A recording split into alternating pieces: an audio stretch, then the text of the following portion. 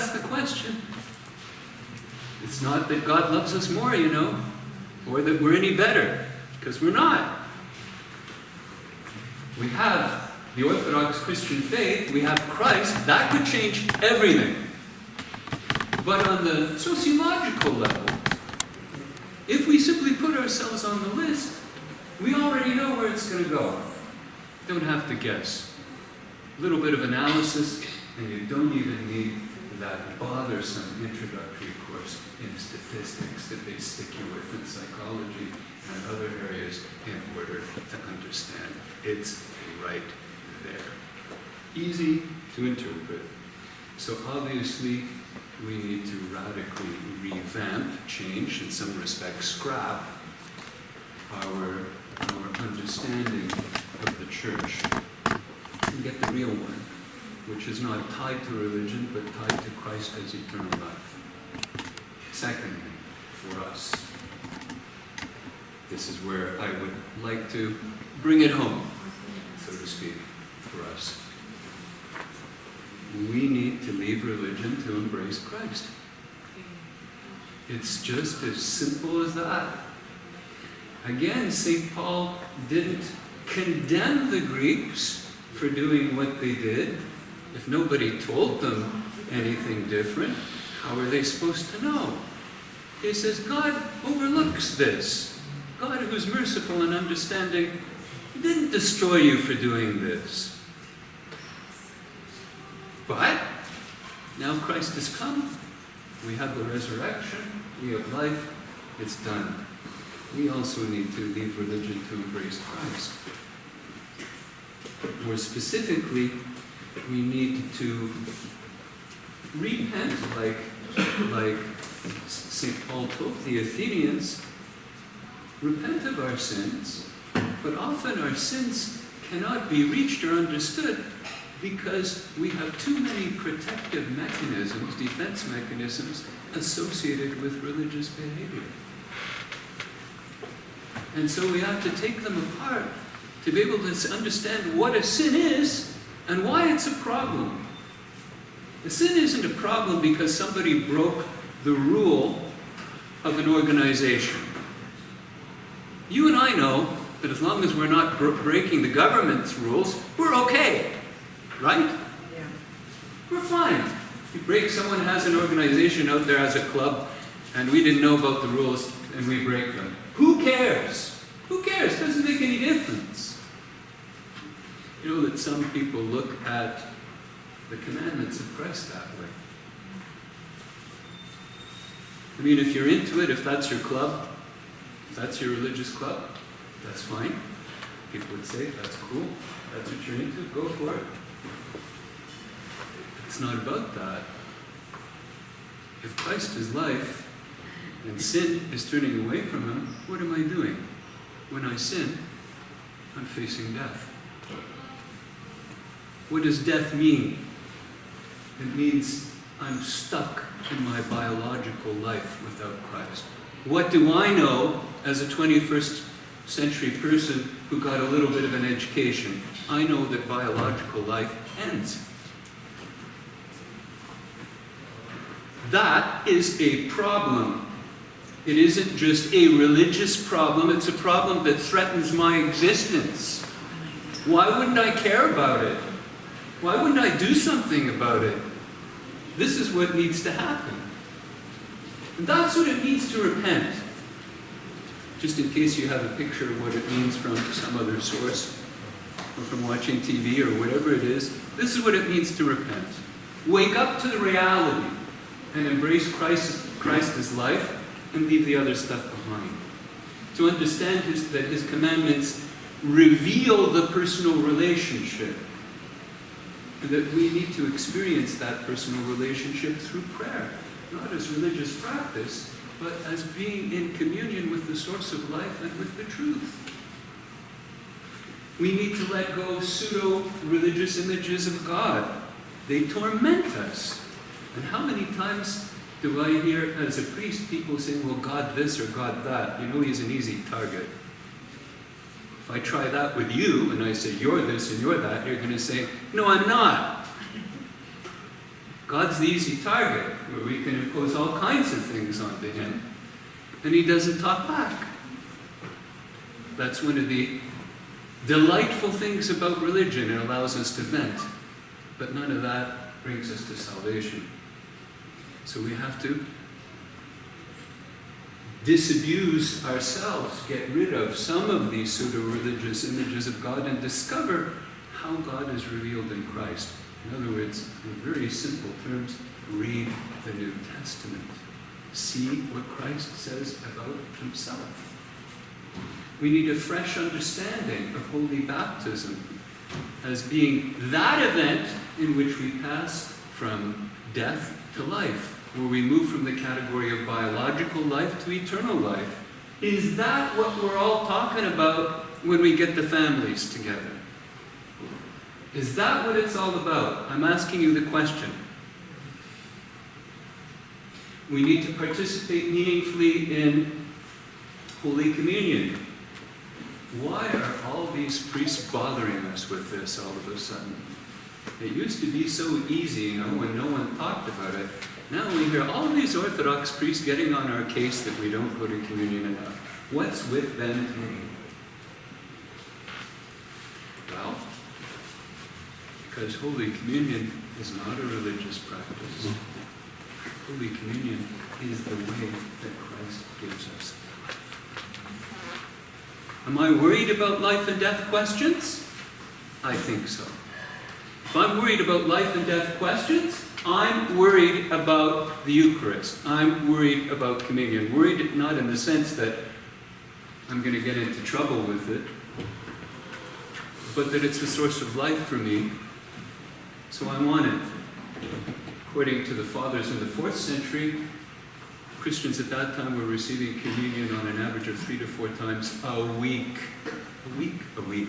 Not a month, a week. Just wanted to make sure that you knew I didn't mix up the words because of fatigue. I definitely meant week. Tasting, to make it absolutely clear. What do we do with things like that? Well, they weren't very religious, were they? For our children, got to talk about this because it's painful, and we all know what's happening in almost all Orthodox parishes. There are brilliant exceptions. Not about blaming anybody, but simply stating the fact that there's a huge attrition rate.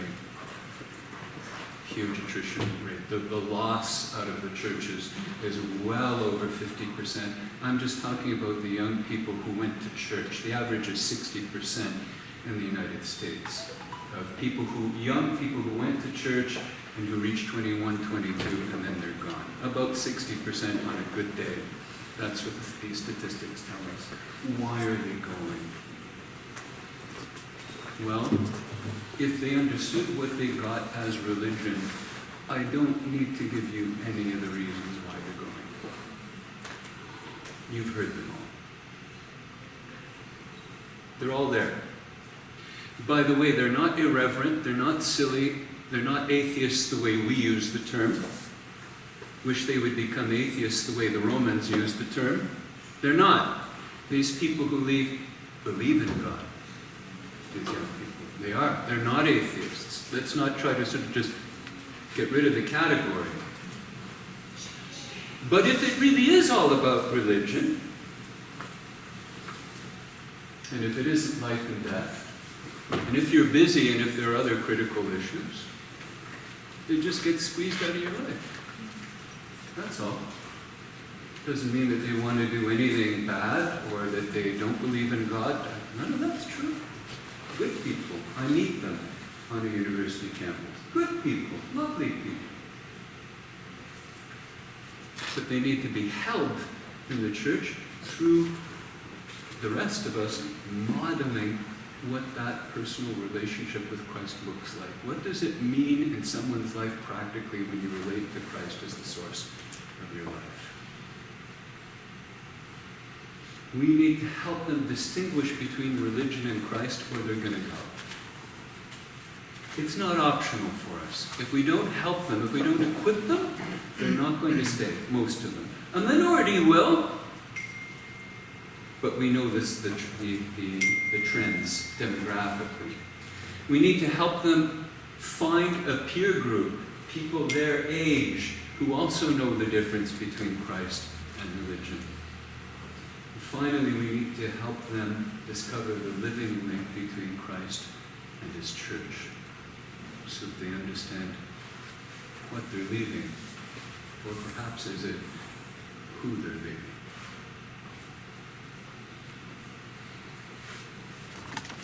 You're right. There's a lot in today's world which is similar to Rome, but we're very happy there's some big differences. Yeah, of course. So, no gladiators. yeah, no gladiators. Not yet, anyway. Yes, yeah. Father, I'm going to ask you when you want to close this, because I think people... Hypothetically, you could be run. I'm not saying you would be, but you could be. You're vulnerable. If your church is body of Christ, you'll be as confusing to any government as the Christians were to the Romans. The Romans couldn't decide how they could control it. That must have been their first thought, was, okay, we've got a problem. How do we control it?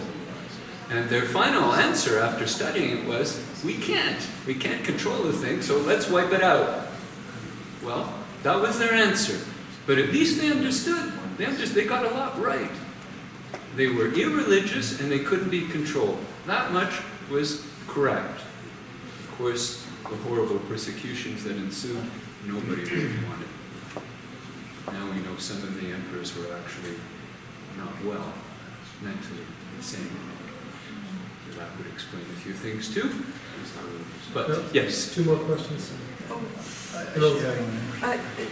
Why is St. John the first Gospel in an Orthodox Gospel book? Because the first service of the year, if you like, is Pascha, the late thing.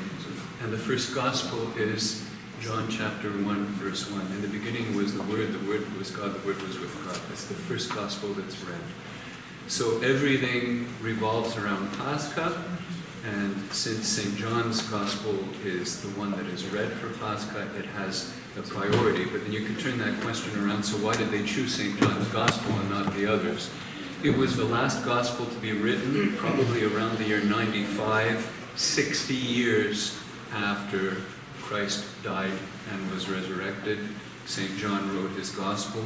It was very deeply theological and reflective, and the church understood that this was the gospel that completed the other three.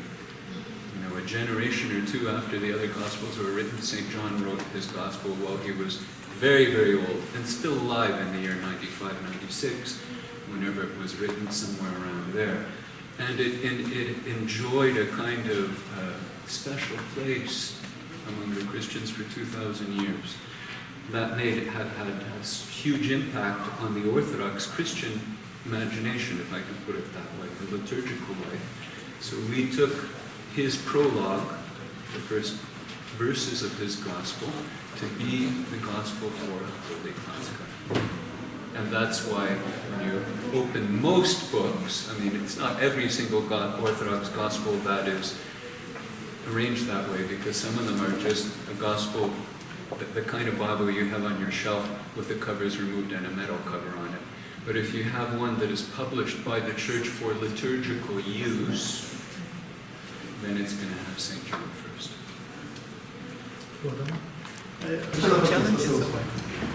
Слава Ісусу Христу. Дуже дякую за запрошення і за вітання. Я радий, що можу поділитися. Я перший раз є тут щось можу з вами поділитися. It's a great opportunity for me to be with you today. For the beautiful invitation. The topic, as you heard, is the 5 most important lessons in life. And it might sound very pretentious, especially the young priest. He's teaching older people, and myself, what are the most important lessons in life. But I also have some gray hair, so you can say that a little bit of wisdom I learned and gained through to my experience working as a chaplain at the hospital. I work with dying, actively dying, newly diagnosed, with the families and the staff. And it humbles me, this experience, in the sense that it helps me to see a little bit deeper in the faith. Why this particular topic, and most important probably, like, how do you know those 5 lessons are really most important in life? I will share with you that I read a book by Rytsar. Some of you heard of him. He wrote many books. Some are better than the others. But this one particular book is called The Adam's Return, where he explored rites of initiation in various cultures. So he actually did his research not only just reading, but he actually went those places where some Aboriginal people live, and he stayed and lived with them and kind of gathered this information, and eventually he came out with these 5 topics or 5 most important things that I'm borrowing this idea from him, that I will add also my own comments that are very important. And we might say, like, well, what does it have to do with us? Like, rites of initiation, this is some kind of ethnocultural research. But if you will be patient with me, in the way to the end, you will see that it will make hopefully more sense to you. So, we know that presently we all suffering in the sense of not just only losing numbers of people who go to church, but also we're losing the whole identity, especially manhood. So for the Rytsar, he's been exploring and doing a lot of work with men, especially young men and older men. Because this whole thing with manhood, what does it mean to be a man? We know, like, Me Too movement, we know all of this that is happening nowadays. And to know who you are as a man is really a tough topic. But those who are women here, don't worry. You might learn some hints, some keys today. It also may help you to understand your better half, and you might find some ways that you can help your children, especially if you have boys, how to raise them. So as we know that at the present moment we are no longer of cultural elders who know how to pass on wisdom, identity, and boundaries to the next generation. But when you, especially in the Orthodox theology, there is always the big accent put on what the elder starts. So it was someone like a wise man with a long beard that people will go travel distances to just to see this man, just to be in his presence, and hopefully just to learn just one sentence of wisdom that can transform their whole lives, right? So we know many examples like that in the history, but nowadays something is missing. We don't have any more kind of authorities. Even the whole idea of authority of someone who is elder, who will be able to pass on this kind of knowledge and wisdom, is kind of missing. And we're searching for that. That's why one of the reasons that people, they're trying to find anything possible just to something that can feed them. But we don't have to far away. And in the sense that how I find this whole topic, that if everything is falling apart, very often in our lives we just go to the basics. We kind of hold on to what you know for sure, what the right thing to do, what you're not just feeling, but what you convince when you know is the right thing to do. You hold on to it and you follow it. Okay? So that's why I think that what he was able to do, to extract from all these encounters with different people, they have actually similar ideas. It doesn't matter, from Australia, Canada, or whatever, Ukraine, and that will have the same kind of basic ideas that present all these cultures. He was able to put this all together. And we know that because we don't have this idea of man and with regard to development, so most men are over mother or under father. Right? This is what we often will see. And the fact that it has actually all genders. They're creating boys who never grow up and want to marry mothers instead of wives, and girls who want securing and affirming daddies instead of risk-taking partners. So as I said, it affects everybody. So because because we all kind of struggling with that, right? But you need a partner. Your partner, you're kind of equal. There's no better. We're equal, which is different. Both men and women are in need of initiation. And here is what he explained, that women, they had a little bit different approach of maturing. Well, first of all, it was connected to their own menstruation, labor, and menopause. So for women, so this growing and maturing is very different than for men. It's actually men who had to be, always seem to need some kind of womp on the side of the head that they actually, they kind of hit them. So they will realize, okay, what should I do in my life? Because kind of woman naturally, through the physical development, kind of naturally realizing with, losing blood once a month, whatever, so that they're going through labor and eventually menopause, all these big changes that they learn, these lessons that I will mention later, that they kind of naturally going. But for men, we just have to kind of be told, basically, be kind of realized from inside. So, and all these rituals of initiation actually been helping for a young boy to become finally an adult.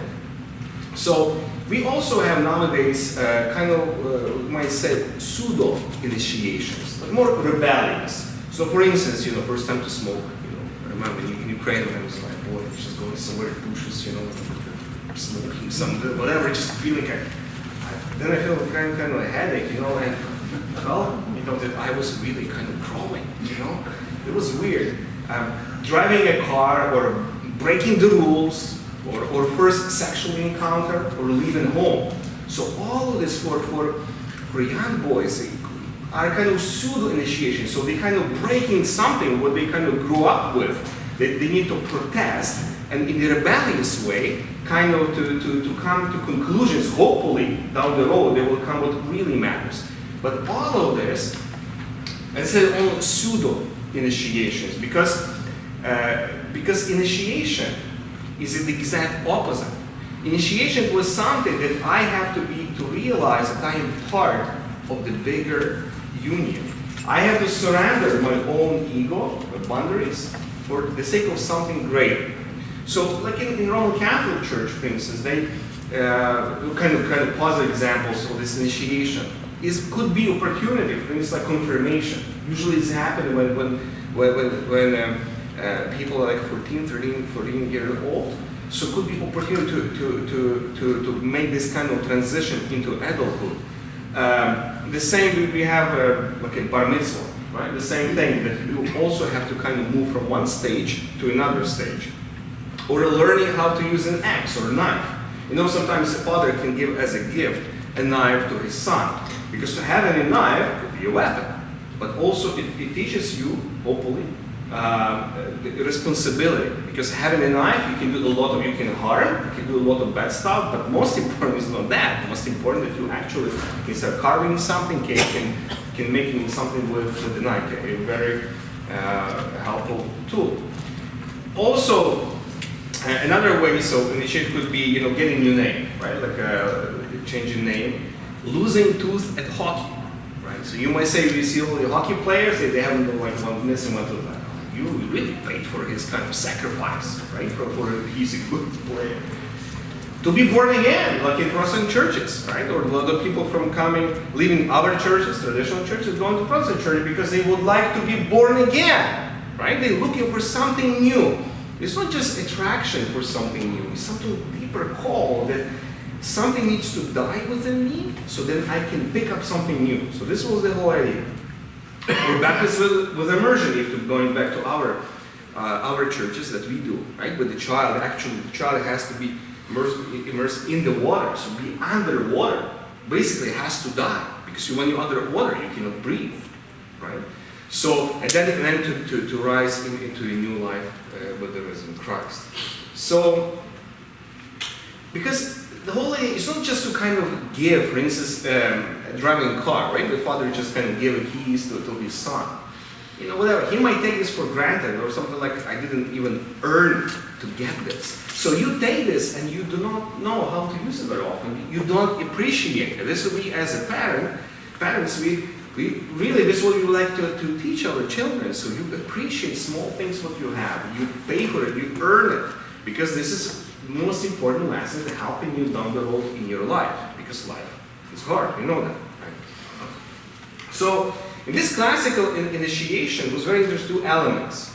Training young men for the necessary discipline and effort required in the ascent of the first half of life. So basically you're just kind of climbing the mountain. So when you got to the summit, so then eventually you're preparing them ahead of time for the necessary descent and letting go of the second half of life. Okay? So this is what I am kind of learning, and then afterwards I just need to learn how to let it go, a lot of stuff.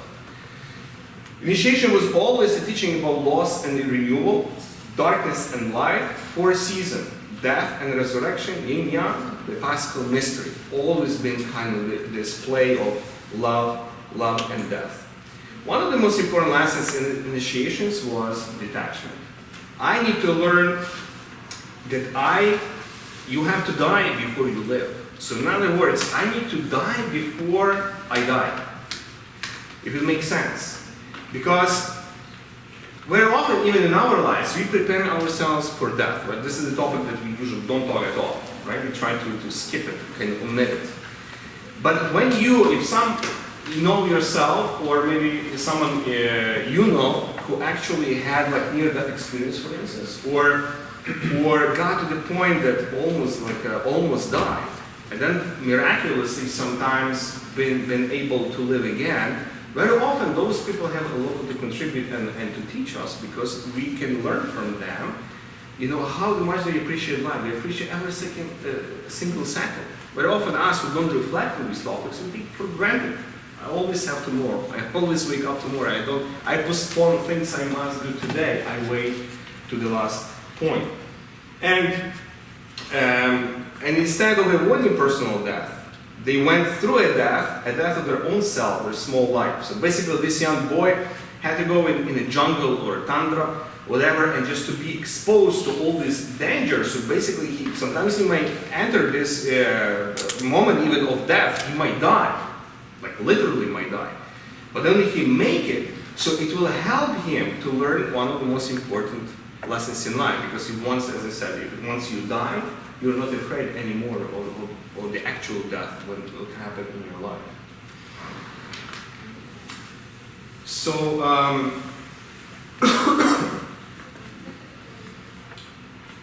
let me pass now. I will proceed right away to what were those 5 most important lessons?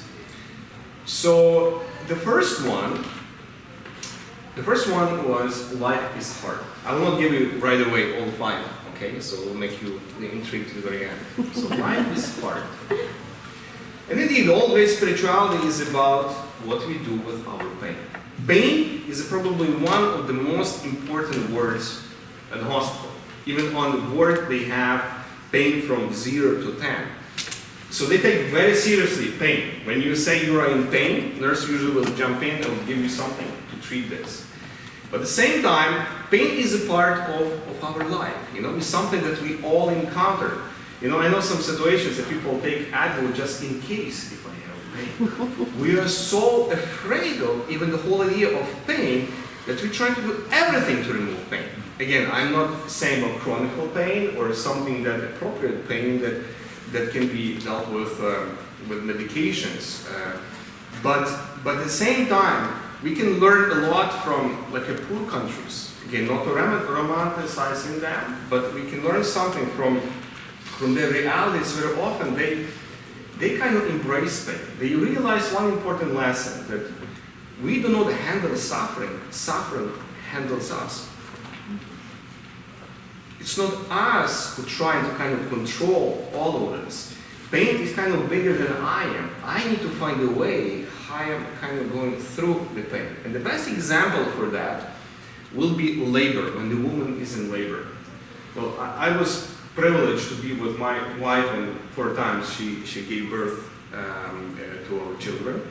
And one of the things that I learned in classes before, and being with her in the whole process, was that she was telling me as well that you have to go along with your pain. You know, you cannot resist that. So when you're contraction, actually you have to allow yourself not to fight this pain, because the natural response is to block pain, right? But you have to go along with that, and then really kind of breathe and let it go, let it go. So this is what is happening that is allowing the baby to be born. Oxytocin will not give you this experience because it kills this whole idea and allows basically the work of nurse or the doctor to do easier their job. They don't think about you, they're more thinking about themselves. And they're telling you, well, if you're in pain, if you say that, usually you just need to kind of tell us and we will take care of it because it's easier for them. But the whole experience, so this is what again, I'm very humble about that because this is my wife that gave birth, not me. Okay? But the way how she explained to me, and my role was crucial for her, she told me that because for instance, you know, when she was not breathing properly, whole energy been going into her head. She turned red, you know. And I told her, what are you doing? Shut the rubbish. So stop breathing. And she said that she didn't remember anyone else who been around her, the doctors, etc., but she only remembered what I was telling her. That's why I know how much, you know, my role was crucial for her, because it allowed her actually to breathe properly, so she turned on her kind of brain and was able to let it go. And then the child was born. The same way with life is hard about pain. Well, look at our crucifix, right? Usually, very often we see the cross as some kind of, we put jewelry on it. We just use as prekrasa, you know, some kind of ornament, whatever. But very often we forget it was the most horrible death that could be invented. You're making a person to suffocate and die of his own weight and not able to breathe and eventually to die in such a horrible way. So, and we place this as a symbol of our faith. Of course, without resurrection, it will not make any sense. It will not be the symbol of our faith. But sometimes we move too quickly from the crucifix to the resurrection, to the Pascha. We still have to stay more on the cross what actually Christ suffered. Even the word we use, excruciating pain, right? Excrutio, it means coming from the cross. So what it means that even this term telling us that suffering is actually placed as not number one, but is like a major part in our lives. So, and through the cross of Christ, the journey is into the necessary night. We have to go through that. We cannot skip it. Very often as Christians we think that if the resurrection has been granted to us, so we will be kind of preserved from experiencing pain and suffering. And I work with a lot of people at the hospital, and I can testify to that. Very often we kind of feel disappointed in God. Like, why do I feel, why did this happen to me? It's not supposed to happen to me. I go to church, you know, I live my Christian life, so what's wrong with God? Kind of why He's allowing this to happen to me, right? And very often this is not the right way how we see that. This is the way how the person sees, but objectively speaking, something you just have to go through the cross. There is no escape from that. Something that happened to Christ is something that we have to encounter as well. Pain, even suffering, when they're not properly processed, very often will be projecting on other people. Or we will be doing kind of scapegoating, you know, kind of blaming other people for my life instead of taking responsibility in our own hands. So how does this relate for these men? Well, those men very often they have to be scarred, wounded, symbolically or actually. So they might be even, you know, some kind of blood will be kind of, you know, come out, you know, so he will understand that life is hard. It's not part of life to work hard. And when you think about a child, so when you compare now, so a child will not think that life is hard, right? Because when you have a small, it's nothing wrong with that. So this is really kind of demonizing, you know, children. We're just saying this is the age where they are, and when they have to move to something else eventually. So the child will not see the life is hard because they just need to make a noise. You know, and the mom will jump in, or father will jump in, you know, to change the diaper or to give water to drink or something to eat, etc., or just holding in hands, right? So thinking that all my needs are satisfied. But every adult knows, we all sitting here, I don't think there's a person that, we all can testify that life is anything but safe. That we all find that life is hard. And there are some people who, afraid or try to skip it or try to kind of pretend that life is not hard. Well, maybe still in process of growing up. Second lesson, you are not that important. Okay. Life is hard. Second one, you are not that important. Child indeed believes to be in enormous importance. Every center around him, and he can do whatever he wants. Right? And even that sometimes we do kind of this, we're trying to teach our children, you are special. You're so special, and the child I kind of believe in that. So they will see themselves, eventually they're a part of the society, part of the larger group. They have to kind of fit in, but we trying to kind of tell them, no, you are so special, you're so different. And making that, we actually doing harm, according to Richard Gore. It's another very interesting book I read. It's called, the author is Jean Twenge, Twenge. The title of the book is iGen, Generation. But she did a great research on exploring not only millennials, but even I-generations like iPad, iPhone, those who started kind of 10 years ago, whatever. So she interviewed and did a lot of research on that. And one of her conclusions are that nowadays, children, like teenagers, they are delaying of maturing. So they are afraid to adult. She's even using the word adulting. So the child doesn't want to adult. And she said this was phenomenal for me. So like teenagers are kind of postponing their even exploration, like for instance of driving a car. So they want to do it. And very often it's caused by the helicopter parents. They're so cautious, so secure, so afraid about the children. They need to do everything for them. So not allowing children even to have them make their own mistakes, to deal with consequences, because making mistakes is easy, but to deal with consequences and learning from that. This is what the crucial point, because we know, like in life, like very often we make mistakes, but we have to deal also with consequences. Also, there are people who are so worried about safe spaces.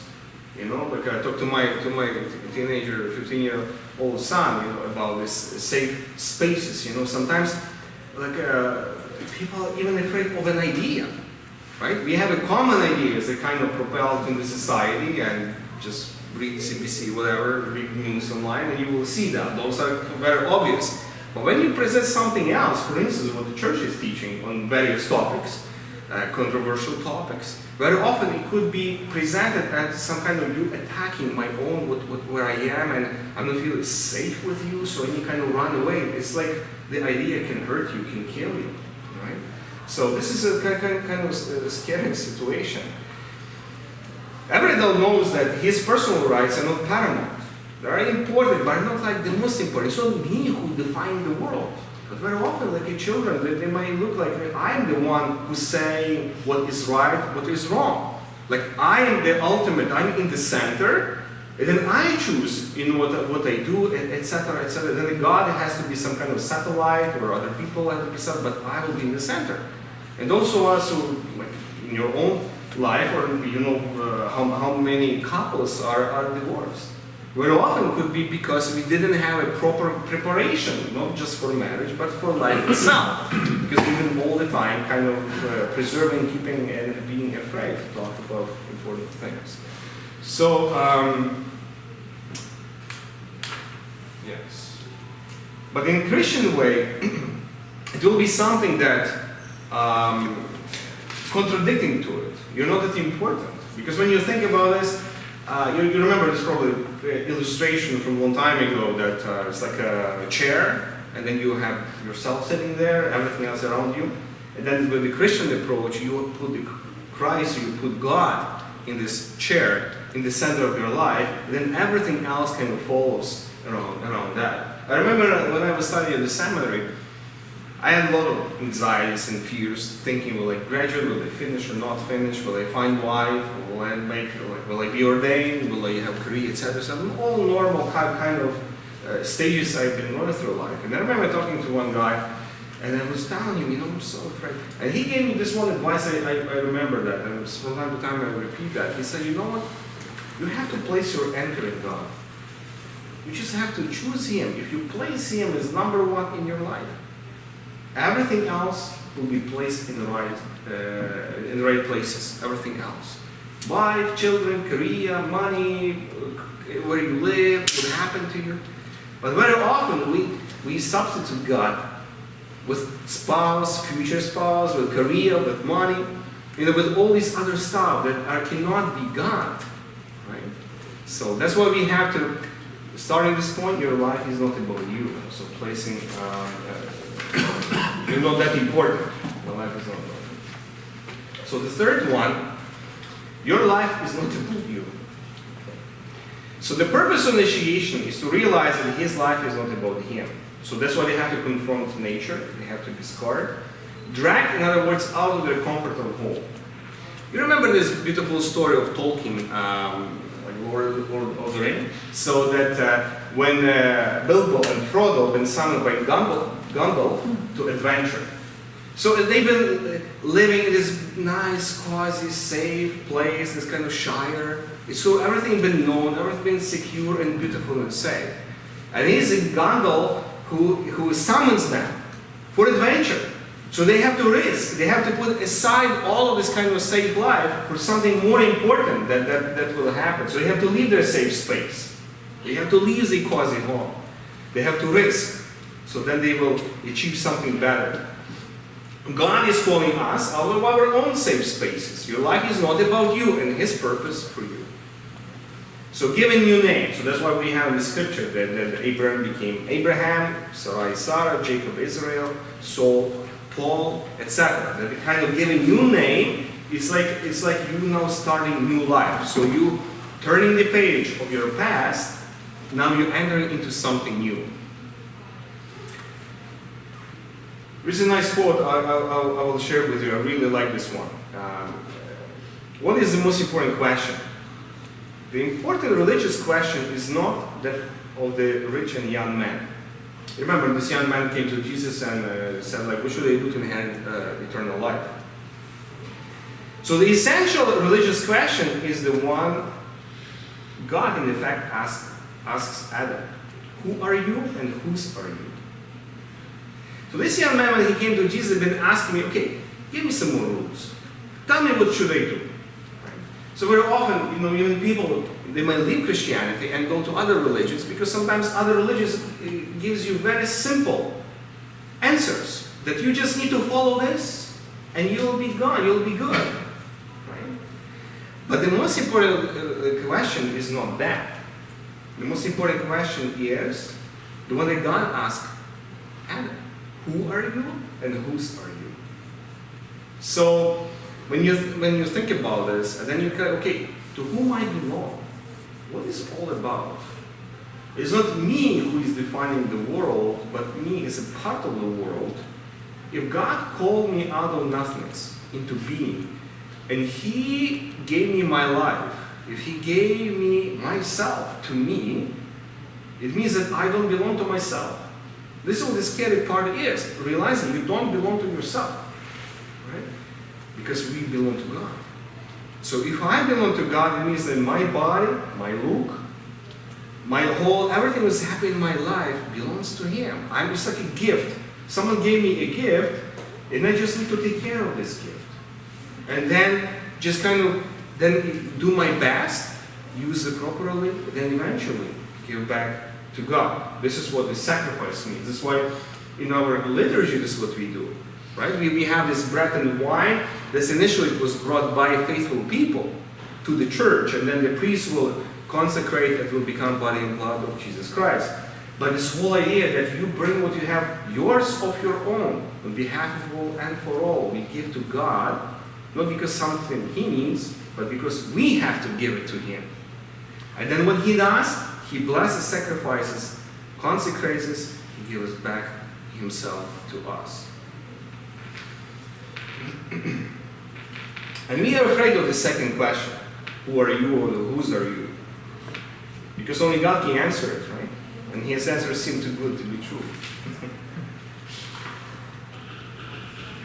Life is not about you, but you are about life. You are not your own.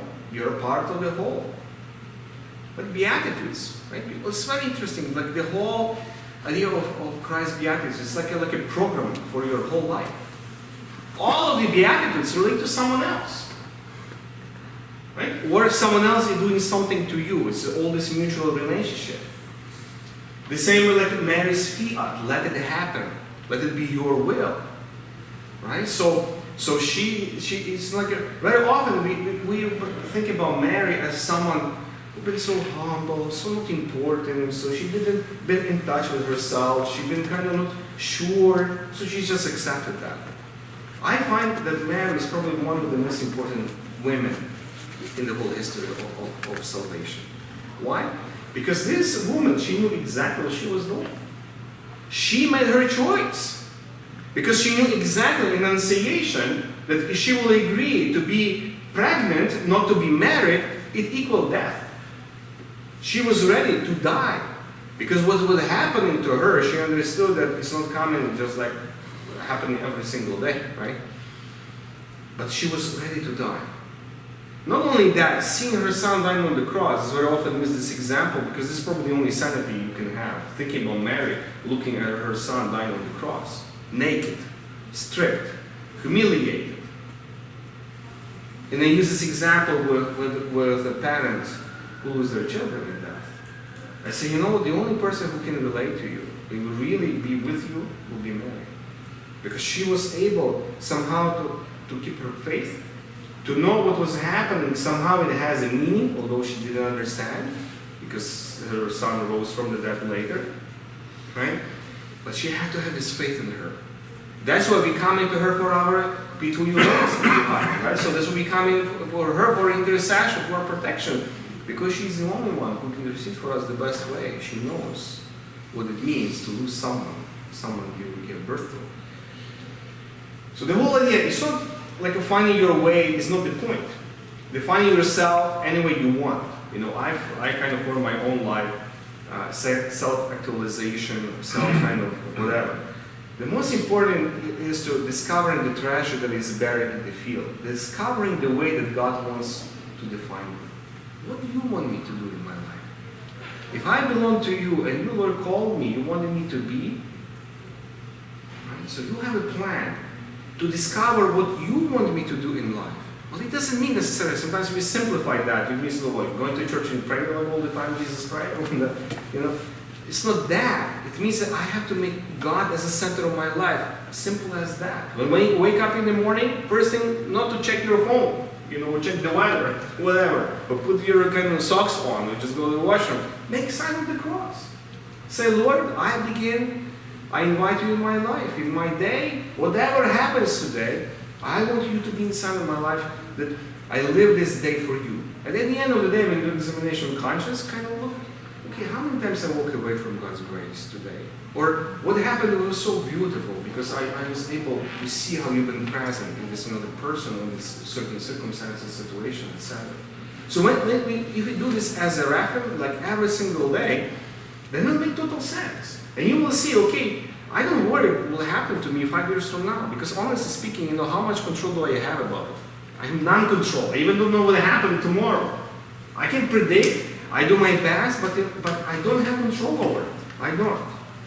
It leads me to the fourth lesson in life. You are not in control. Okay, so I just reminded the first three so you remember. Life is hard. You are not that important. Your life is not about you. And now you are not in control. Well, child naturally thinks that he's in control. Because when he cries or screams, and he gets what he wants. Well, especially having first child in Ukraine, and especially it was the first child in the family for both my parents and my wife's parents. Everybody been kind of shocked, and all, like parents been kind of jumping on the child, trying to do all of that. They even push not just me aside, they push also my wife aside, you know, as they would know, they would remember what to do with the child, you know. They didn't, but this kind of fear and protection and all of that, it's like, hovering, helicoptering patterns, all they're present very strongly.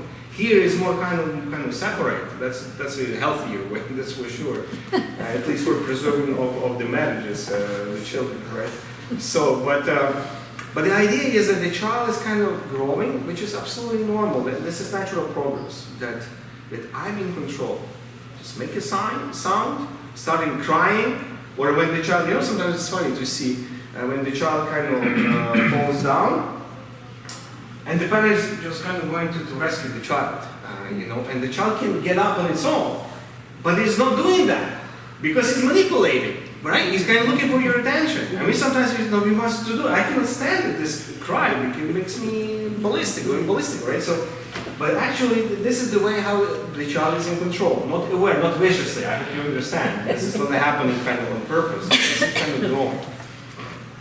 So. We are not in control of our life. This is probably the scariest statement you can hear. Because honestly, we tell each other, take control of your life, take control of your, finances, your job, your destiny. But our health, body, and especially our failures show us that we are not in control. Those who have more gray hair than I do, or maybe have no hair, that's better than I do. I talked to my friend, older chap at the hospital, and he was teaching me that.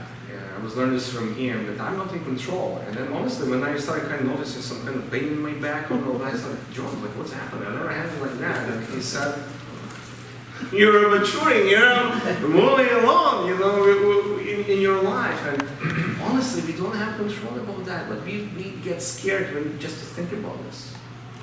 Trust. So you imagine that God is behind this wheel. And He's the only one who wishes the good for you, right? So He's the one who has a plan for you. If I trust, I let it go, stuff into His hands, so He will be in charge, and I will be just in the passenger seat. I'll still be doing my role, because as a passenger, you play a very important role for the driver. I know this from my experience for 8 years. Issues are being addressed today. After centuries, I was recently speaking with I sit on this military board, the Interfaith Commission on Canadian Military Chaplaincy, and I was talking to the representative of the evangelical, I don't know what to call it, an association, because they represent like 35 Protestant, so-called, churches. And so he says to me, we've been around for about 100 years, that is they, and you're talking about events that took place 350 years, 400, 600 years, and those events today are relevant. You can't get my head around that. And it is true, these things have been lying more or less dormant. We keep bringing up these events, nobody else does, but the Patriarchate of Constantinople has, just been sitting and mulling until the right time to address these matters, and today is the right time.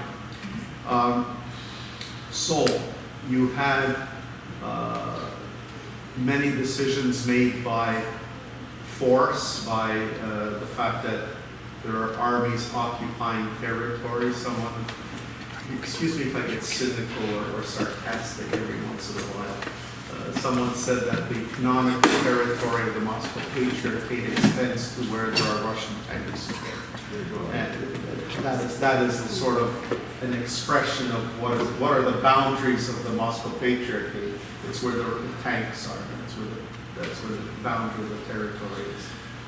So, as you know from history, Ukraine and its territory were constantly being occupied by foreign forces, foreign nations, foreign states, and in the 17th century, Ukraine was divided into the right bank, the left bank, the right bank, because it begins with P problem, but actually you remember Poland. Okay, so that's occupied by Poland, the left bank occupied by the Grand Duchy of Muscovy, still not called Russia, the Grand Duchy of Muscovy. That's what it was called. It was not called Russia. And people confuse them. taking an aside, people confuse the word Russia with Moscow. They don't, or they think of Russia, some think of Rus, but that as being the history of Moscow, of Russia, that what we call the Russian Federation today. Well, the term Russia was not used regarding Moscow until after 1709, after the Battle of Poltava, and then Tsar Peter the Great gave instructions that from now on, Moscow and its territories will be known as Russia, not the Grand Duchy of Moscow. And they will incorporate the history of Kiev and Rus as their history. So this is the background against which, Ukraine and other territories have struggled with.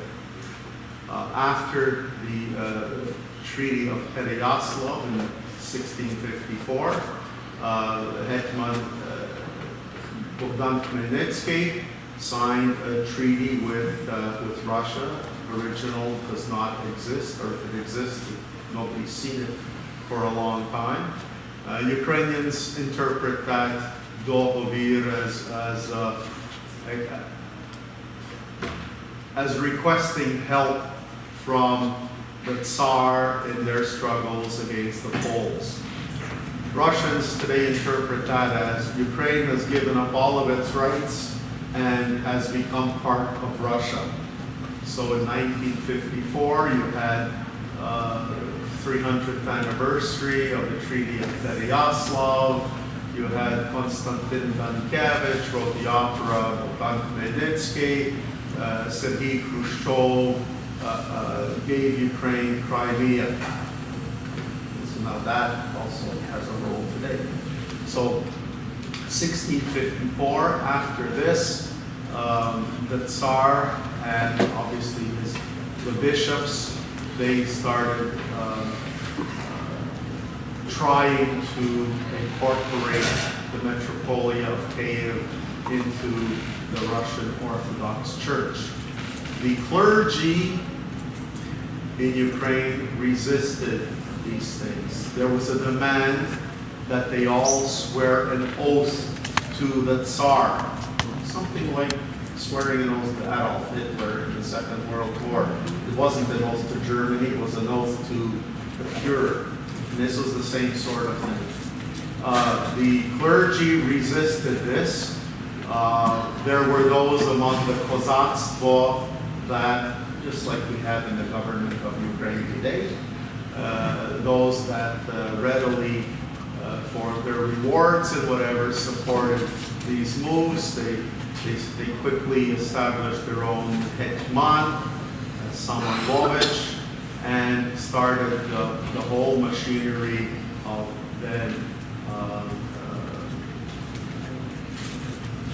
ordaining, consecrating a hierarchy that would be favorable to Moscow. In 1448, after the pronouncement by Moscow of its autocephaly, that church was not recognized, or its autocephaly definitely was not recognized by the rest of the Orthodox world. And that was the situation for 141 years until 1589. And anyway, there were all sorts of pressures involved. The Ottoman Empire was at war with Western Europe. Russia was not yet in the war. Constantinople did not have, under those conditions, the ability to maintain as close a relationship with Kiev as it would like. The Metropolitan of Kiev also, in his title, was called the Exarch of the Patriarchate of Constantinople, that is direct representative of the Patriarch. Through all of these political pressures, there was a desire from Moscow then to, first of all, they were recognized as a patriarchate, as an independent and autocephalous church, and then they tried to incorporate the Metropolia into their administrative structures. So under those conditions, there was a delegation from Moscow, including Ukrainians, that then approached the Patriarch of Constantinople and the other Eastern Orthodox patriarchs, particularly the Patriarch of Jerusalem, that the jurisdiction over Kyiv would be transferred to Moscow. And now, today, reviewing all of those documents, what actually did happen. Moscow says the Metropolitan of Kyiv, 100% was transferred to the jurisdiction of the Moscow Patriarchate, and Constantinople says the record doesn't say that. The record says that for some time,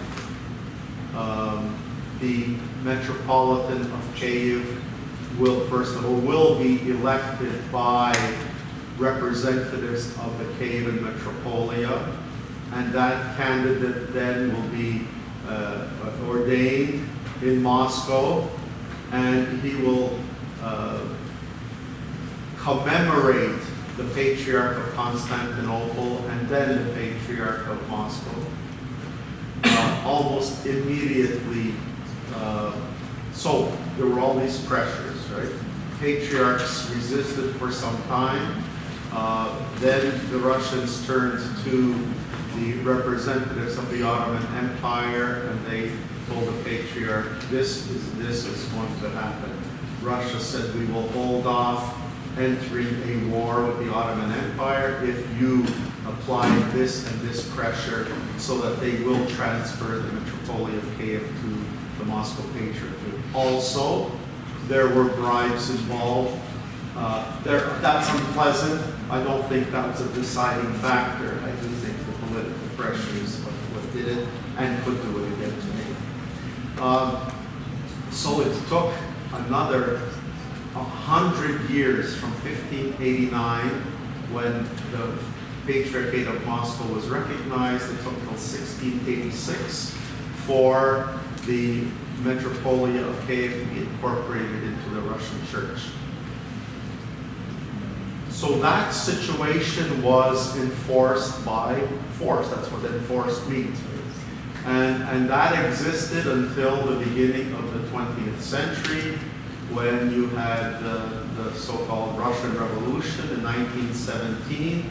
And with that, you had a rebirth of the aspirations of Ukrainians for independence. As you know, at that time, now we're talking about what happened 100 years ago. What happened 100 years ago in Canada and the United States? What happened 100 years ago in Ukraine? Those events are all tied together. You had in Canada people who had emigrated, mostly from Western Ukraine, mostly Halachana and Bukovinci. They came to Canada. They quickly started building their own churches and community halls,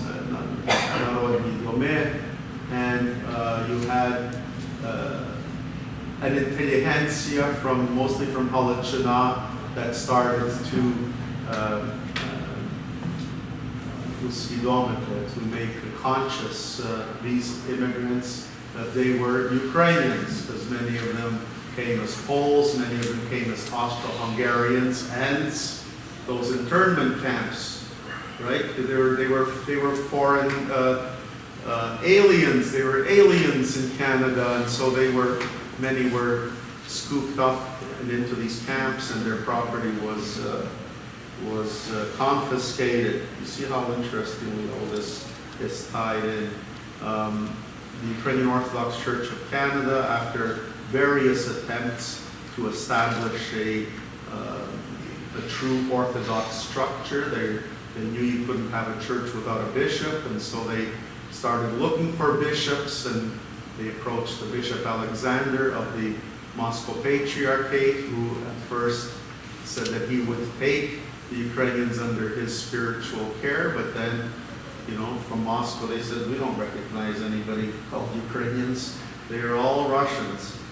And so that did not work, and eventually they were able to get spiritual supervision by a bishop of the Antiochian Church, Syrian Church, Bishop Germanos Shahedi, who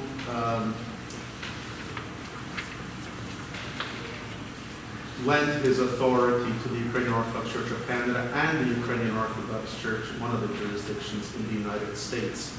This existed until 1924.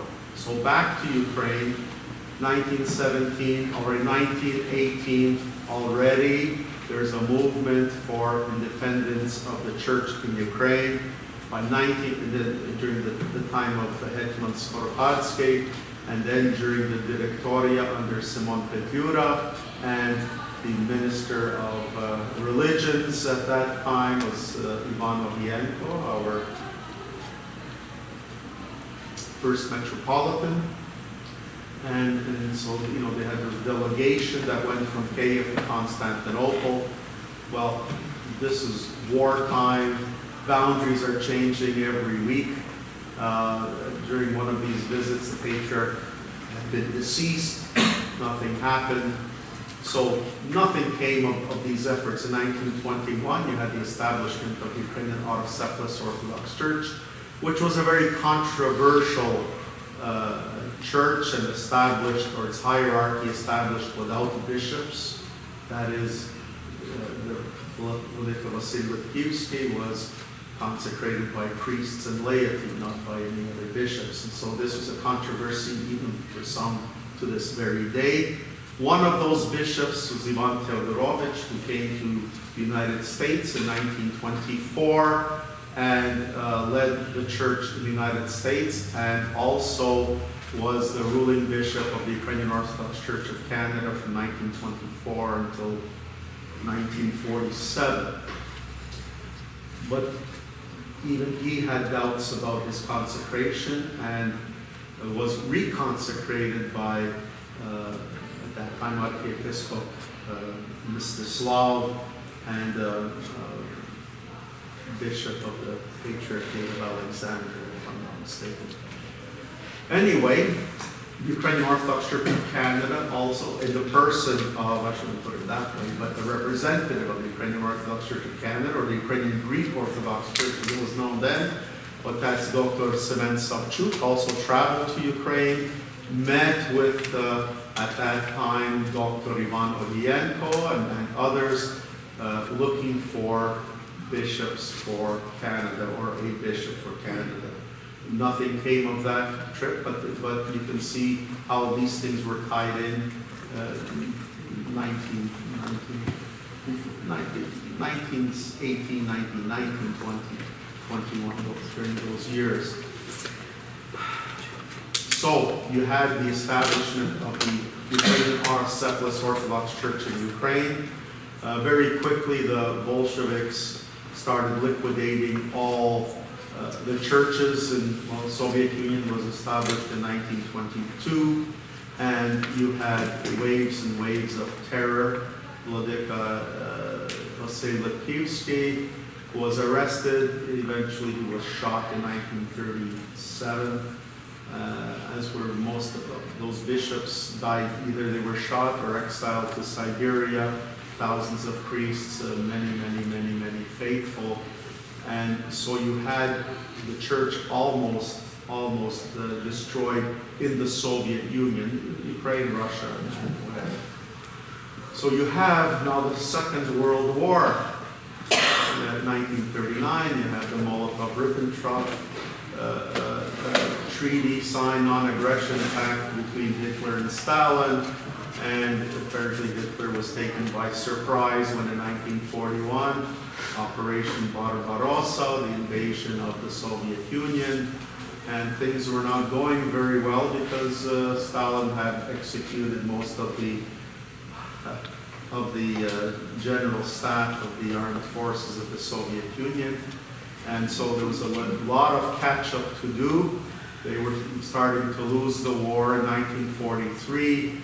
Stalin decided that he has to turn to the nationalistic, patriotic feelings of the Russians, and so they start, allowing the church to be rejuvenated, except that the bishops were NKVD agents, and that church was, to this, I would say, to a great extent, to this very day,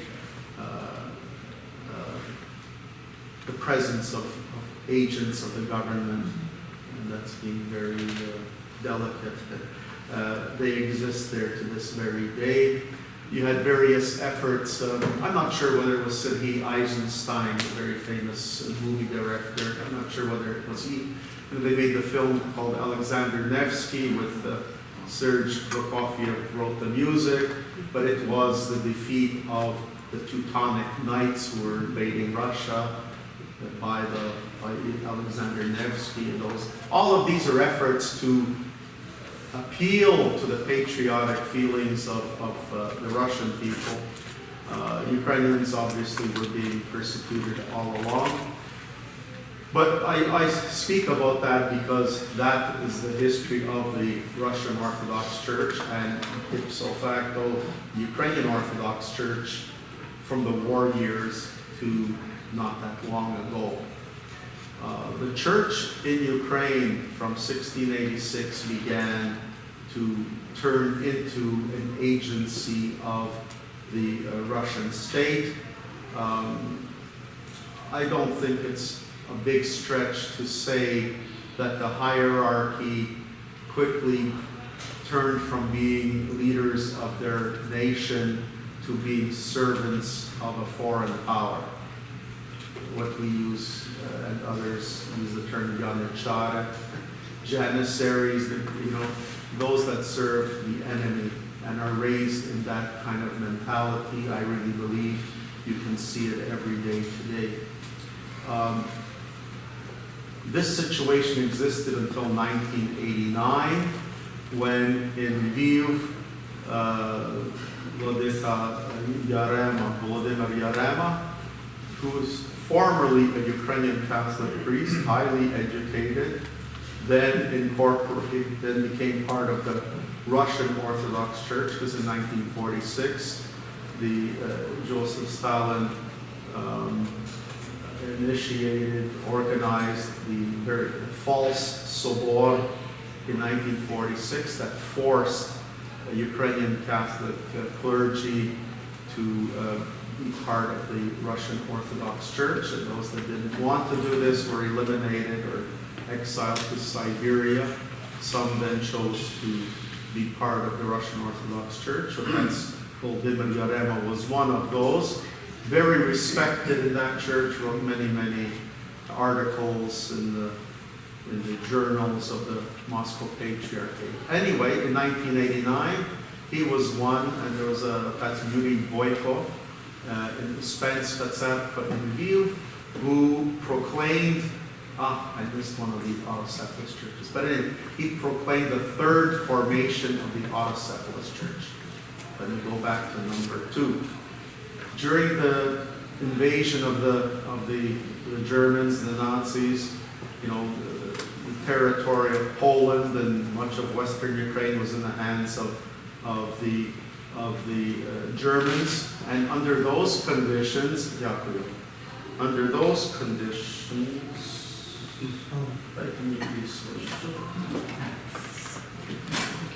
the Ukrainian Orthodox Church, the Orthodox Church of Poland, which had in 1924 been recognized by the Patriarch of Constantinople as an Autocephalous church, based on the fact that it was part of the cave in Metropolia.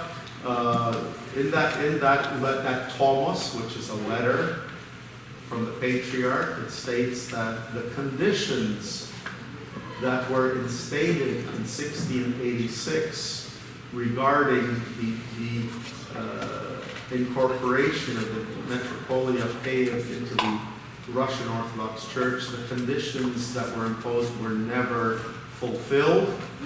And so that part of the cave in Metropolia, which is part of the Polish state, we recognize as an Autocephalous church, implying that when the rest of the cave, the territory of the cave in Metropolia, will find itself under other political conditions, it is also deserving of the status of autocephaly. And I'm sure that this Thomas that will come soon concerning the autocephaly of the Ukrainian Orthodox Church of Ukraine will refer to this letter of 1924.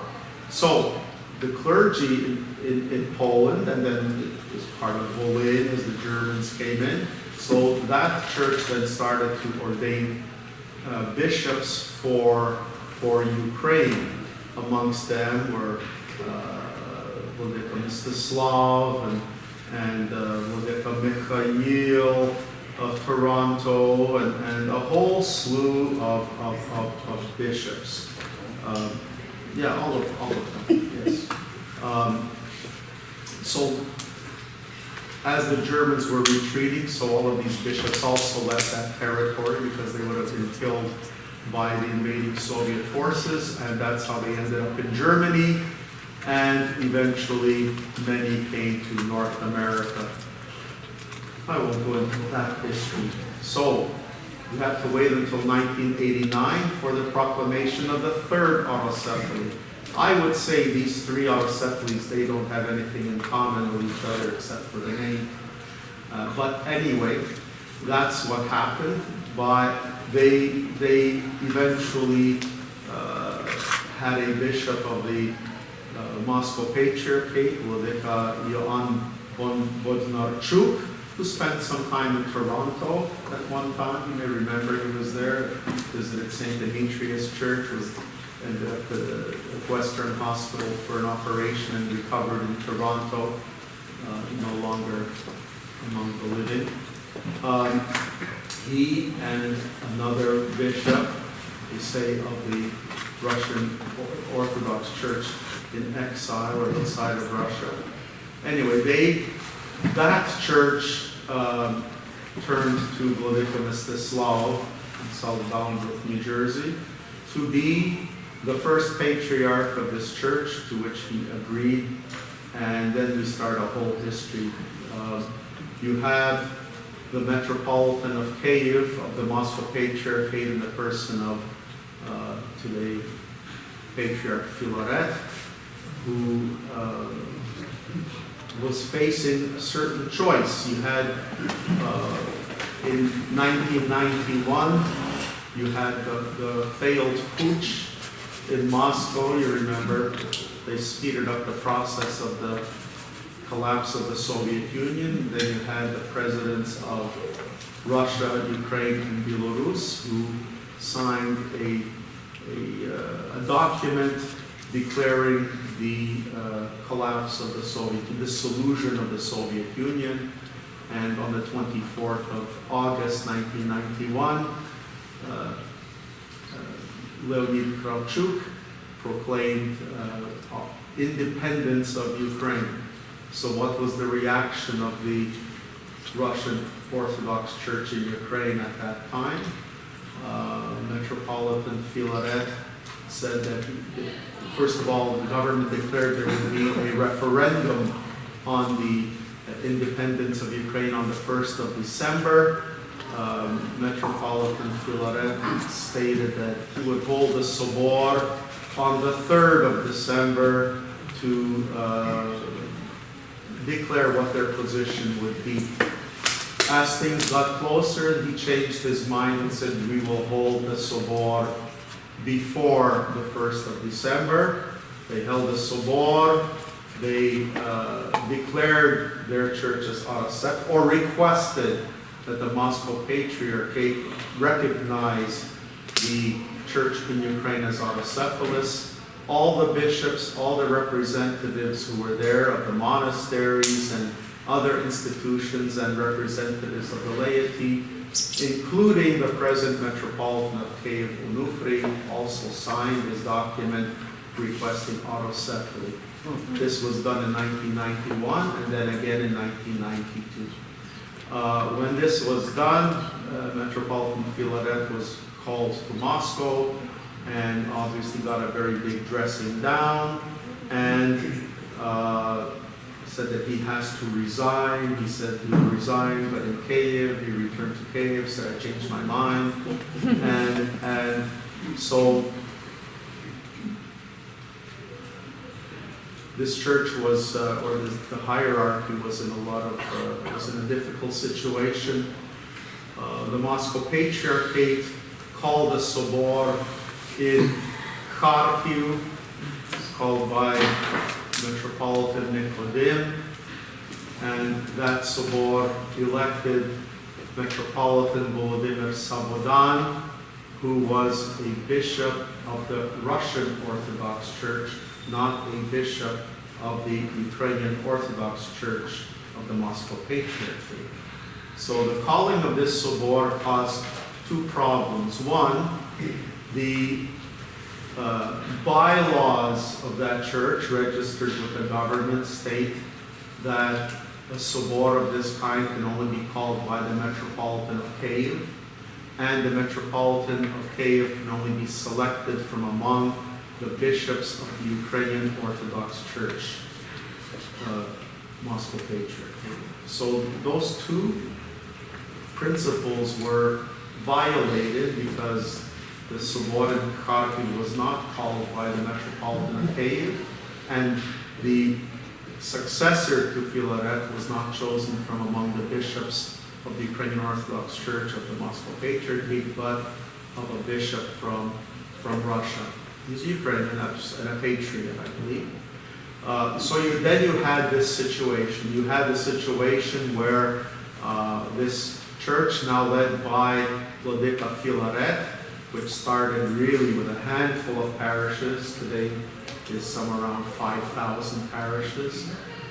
They started working towards a union with the Ukrainian Autocephalous Orthodox Church, the one established in 1989. This was done against the wishes of the Patriarch Mstislav, and his opinions were ignored. Eventually in 1993, in Grimsby, Ontario, he passed away. And I remember on the Sunday following his passing, I had a visitation in London, Ontario. It was Zeleny Sviata. And I remember doing the service, Ovid, and then driving all the way to Grimsby, where I served the Panachida there. Anyway, so you had this Autocephalous church, half of it did not join with Filaret, and half of it did. Well, I don't know whether they were half and half, but parts of it were.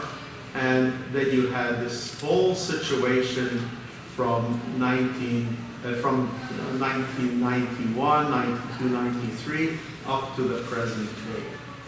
The Ukrainian Orthodox Church of Canada in 1990, by a vote of some 76% of the voting delegates at its sobor in 1990, elected to be under the Patriarchate of Constantinople. 5 years later, the Ukrainian Orthodox Church of the USA went through the same process.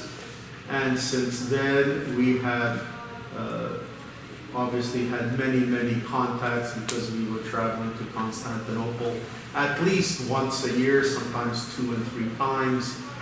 I remember in 1990, Metropolitan Vasily, who had been leading this process, was sick in the hospital in Winnipeg following a heart operation, and information came from Constantinople that our issue was coming to an end, and they would ask him to come to Constantinople for the completion of this process. I had been a bishop only for 6 months. I had been consecrated in October of 1989, and so our Metropolitan said, Bill, would you accept my auxiliary bishop, which they said yes. And at the end of March of 1990, I and the Pat Stepan Yarmus, and then the chair of the Presidium of the Consistory, traveled to Constantinople, where a Thomas regarding our relationship with Constantinople was read, We accepted it to be brought back to the Ukrainian Orthodox Church of Canada and the Sobor in July of 1990, as I said, by a vote of some 76%, accepted that relationship with Constantinople.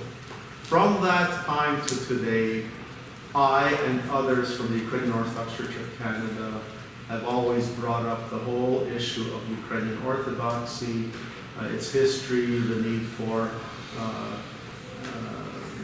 independence. I'm not saying that we are part of many people in the diaspora and in Ukraine who have constantly been raising this subject with the Patriarch of Constantinople, various representations, and by clergy and laity opening the doors for the Kievan Patriarchate because they're not recognized by Orthodoxy, neither the Autocephalous Church, for them to be able to eventually communicate for the last 4 or 5 years directly with the Patriarchate of Constantinople. Previously, we would convey information, messages, feelings. The thing is, why are things different today? They are different today because Ukraine is different more than it was 5 years ago. In 2014, you had, first of all, I think it was in 14, Crimea was occupied by those little green men, and the forced referendum said we want to be part of Russia, which then started the persecution of not only Ukrainians, but a great number of Tatar who were Muslim persuasion. You had the invasion, you had the separation and the invasion by Russian forces of the unrecognized by us, at least, Donetsk People's Republic and the Luhansk People's Republic. And you had this war going on that's caused the deaths of some 10.5 rising number of people. And it's caused a major problem for NATO and the European Union, the United States. There was a thing called the Budapest Memorandum. Budapest Memorandum, which was a document signed by England, France, Germany, Russia, not France, United States. And so that was a guarantee that if you gave up your nuclear weapons, the territory the integrity of the territory is guaranteed. Previous to that, you had the Helsinki Accords that said that the boundaries of Europe following the Second World War are the boundaries that we will maintain. And so none of that has been, at least not been defended by military means. And so you have this situation. You have a Ukrainian government that is starting to serve the Ukrainian people. Everyone complains and so-called trickle-down economics. Maybe you haven't trickled down that far. But you have had, under the present government, more reforms than ever over the last during the last 4 years than you had in the last 25 years. All of these things, you had direct representation to the Patriarch of Constantinople twice by the Ukrainian Orthodox Church of the Moscow Patriarchate, 1991-92. Recently by Kievan Patriarchate, Ukrainian Autocephalous Orthodox Church, the government, Verkhovna Rada, and you had this big change in the geopolitical situation. 350 years ago, Moscow pressured Turkey pressured the Patriarch. Today, Turkey is on the side of the Tatar. 5 to 6 million Muslim Tatars are part of the diaspora in Turkey, and Turkey has a better relationship with Ukraine than it has with Russia. So hopefully that pressure doesn't exist. In 2016, you had the Great Orthodox Sobor in Crete, which was in the process of being prepared for 50 years. In January of that year, you had all of the Autocephalous Orthodox churches agree they would all be present. They were making amendments to the various documents that would be discussed and so on. By the time that council came about, you had the Patriarchate of Moscow, Bulgaria, Antioch, and Georgia not come to the Sobor. The Patriarchate of Serbia first said they would not come, eventually they came. And all of these events served to insult the Patriarch of Constantinople. He had asked us all in Ukraine and outside not to make any waves in the year or year and a half before the Sobor, and said that this issue would be addressed after. So we're into what has happened in the last 6 months. On the 17th of April, President Poroshenko, upon arriving home from a subsequent meeting with the Patriarch of Constantinople, said Autocephalous will be pronounced very soon, and we need to prepare, and we need to do this and this and this. And we expect that the pronouncement of Autocephalous will take place before or before the 28th of July, which is the 1030th anniversary of the baptism of Ukraine. And there are many, many pronouncements back and forth. The Patriarchate of Constantinople said, we have made the decision to take the process leading up to the pronouncement of Autocephalous to its conclusion. Moscow Patriarchate, it seems, didn't take this too seriously, but as time has gone on, it's become closer and closer. The bishops, or the ruling bishops of the Patriarchate of Constantinople, were summoned to Constantinople for the 31st of August. And this is an event that takes place now every 3 years. It took place in 2015, a year before the Great Sobor in Crete. And so the issue would be the decisions of the Sobor in Crete, but mostly the issue in Ukraine, in Macedonia. And so on the 30th, the Patriarch of Moscow, Kirill, requested to meet with the Patriarch of Constantinople. So they were there a day before we started our meetings. I arrived I left here, I think, on the 29th, arrived on the 3rd, no. I left on the 28th and arrived on the 29th, and so the next day, Patriarch Kirill came, and I think most of you have followed those events. The discussion following press conference, and you know, he arrived with 15 security people, and 15, they're scared. You know, the 15, that's the form, and you know, Vladika Ilarion, our Vladika from Edmonton, was no. First of all, it was. It was Vladika, no.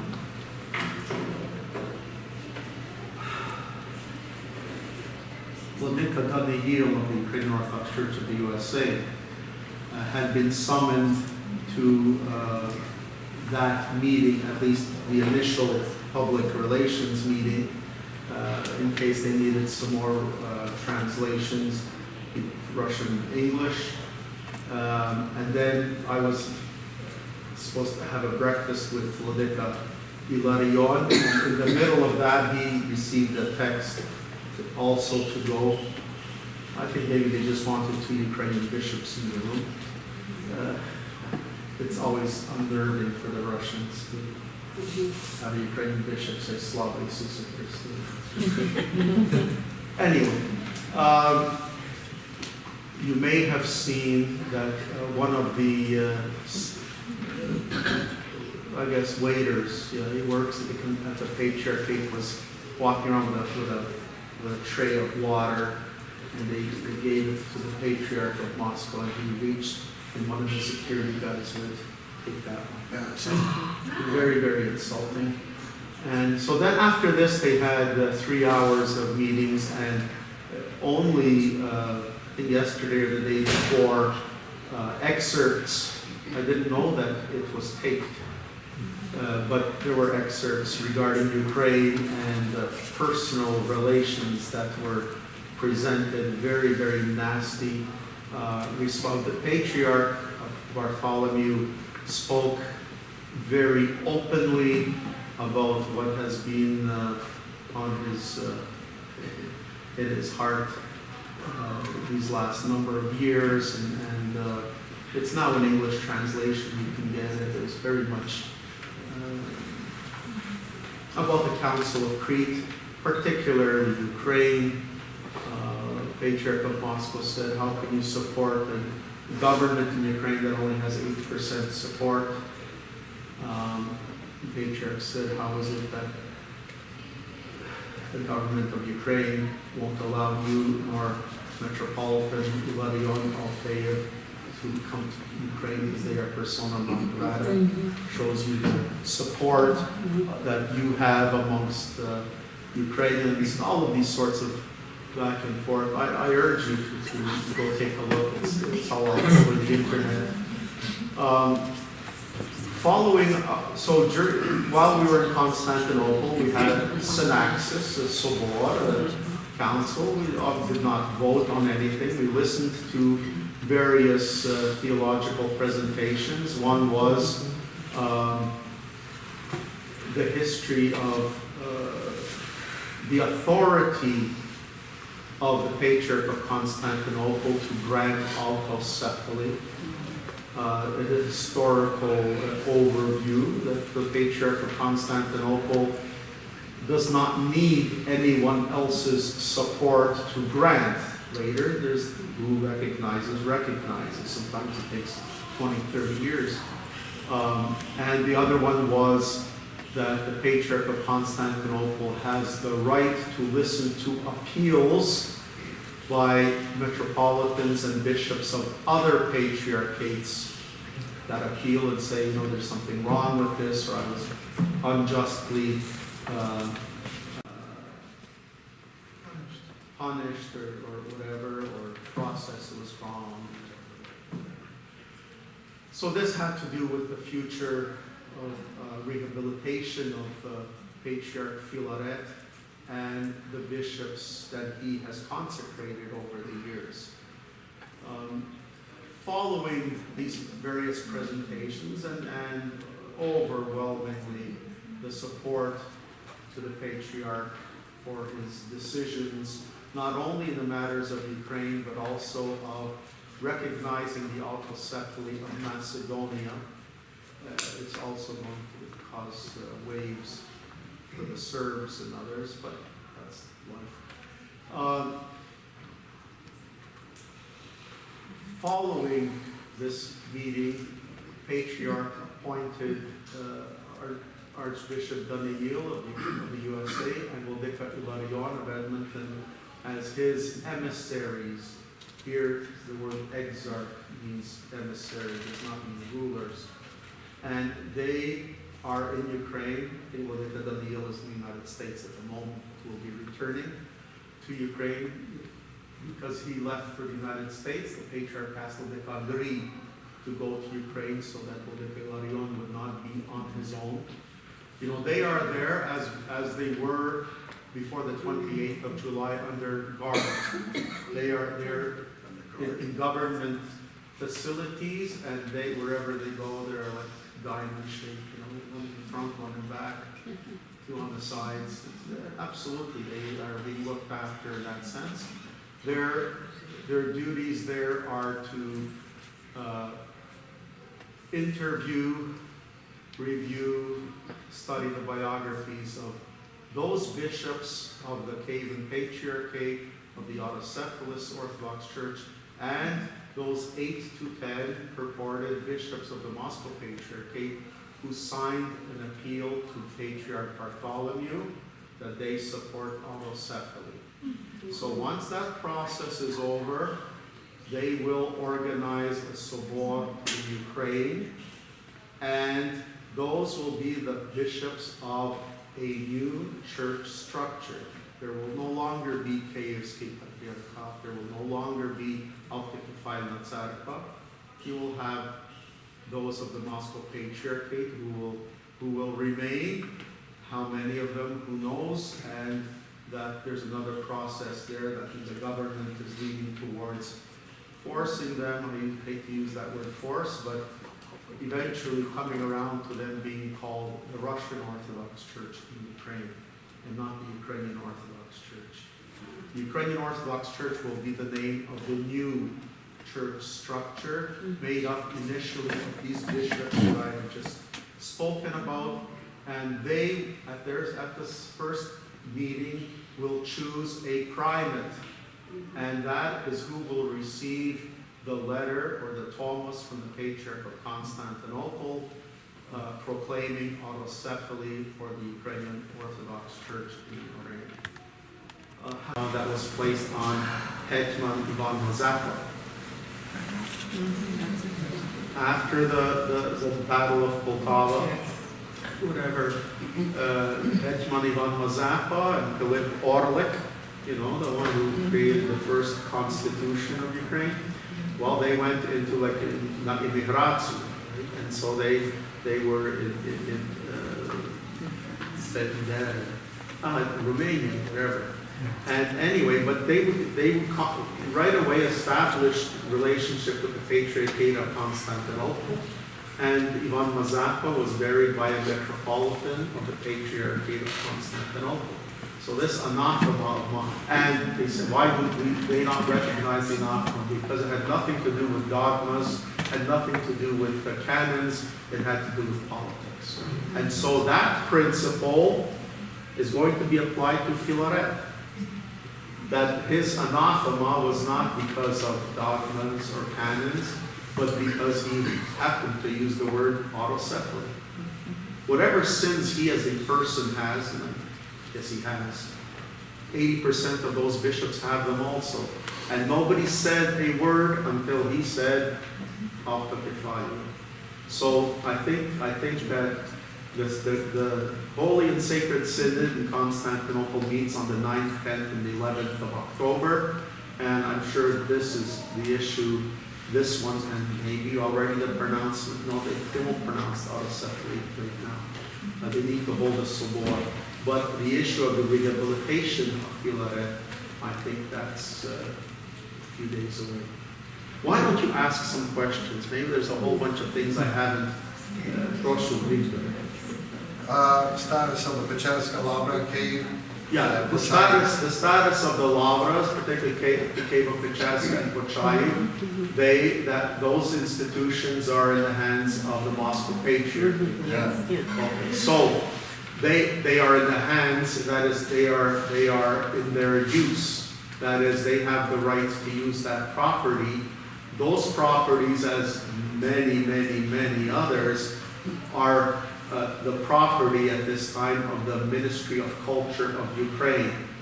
Those lavras were given by the Ministry of Culture for the use of that church for a certain length of time. Kijevo-Pečerska lavra, if I'm not mistaken, their term of use, signed by President Yanukovych, was till 2050. Well, I'm not saying that it's going to be that, and the government of Ukraine, I'm sure that there will be processes, and hopefully that there won't be force used. The worst thing right now would be for there to be bloodletting and whatever, so the whole world will scream at those Nazi fascists in the Ukrainian government who are destroying Holy Russia's church in Ukraine. Nobody needs that. Things are being done one step at a time, the Ukrainian government. I was in Ukraine at the end of July. I met with representatives of the government. They said we have already had meetings on an oblast level about the need to register all of the churches in Ukraine. That is,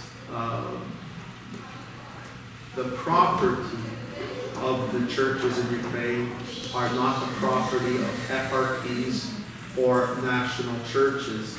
All the properties belong to the individual members of the parish. They are creating the mechanism for the transfer from one jurisdiction to another. It's one thing to say, yeah, you can transfer, but how do you do this peacefully? What are the legal steps that you need to do to change jurisdictions? So you have, obviously, bishops of the Moscow Patriarchate are not very happy that because they want the bishop to be able to say yes or no. Well, obviously he's going to say no. But here, each parish will decide what it will do. Where there are more than 50% that want to go to the new church, that will happen. Where there are less, they will build a new church. Or if it's 50-50, hopefully they will alternate and who's conserved. I know that's not a very good solution for anyone. But there are, just pronouncing autocephaly is the beginning of the process, not the end of the process. It's going to take another 20, 30, 50 years for this all to work itself out.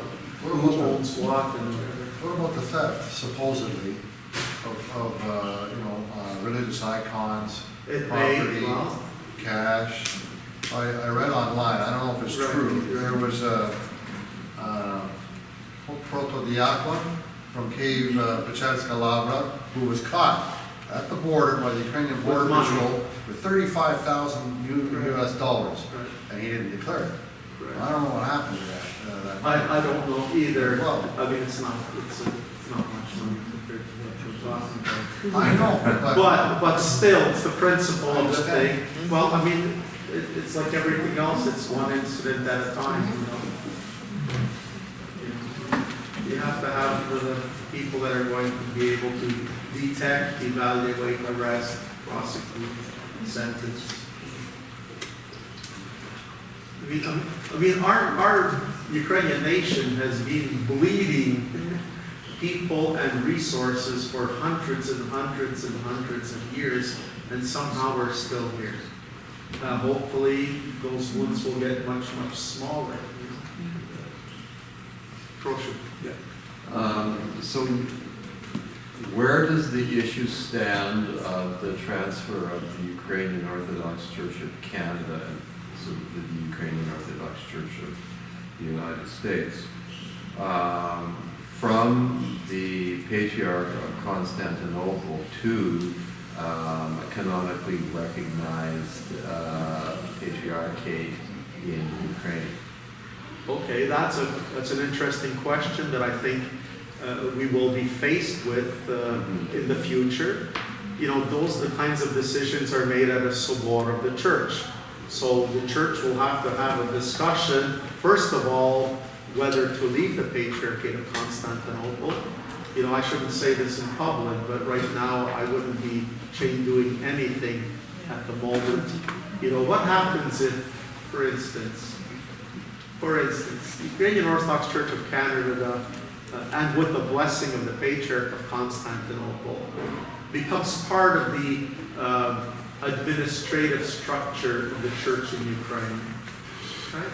And a week later, the Russians invade Ukraine and take it over. And where does that put the Ukrainian Orthodox Church of Canada? That's all I'm saying. Is that I'm saying that we will be faced with many questions that we will have to come up with answers. Things will definitely change. They will change for us. They will change for the next generation. There will be questions. Here's one for you. We haven't talked about the Ukrainian Catholic Church at all, right?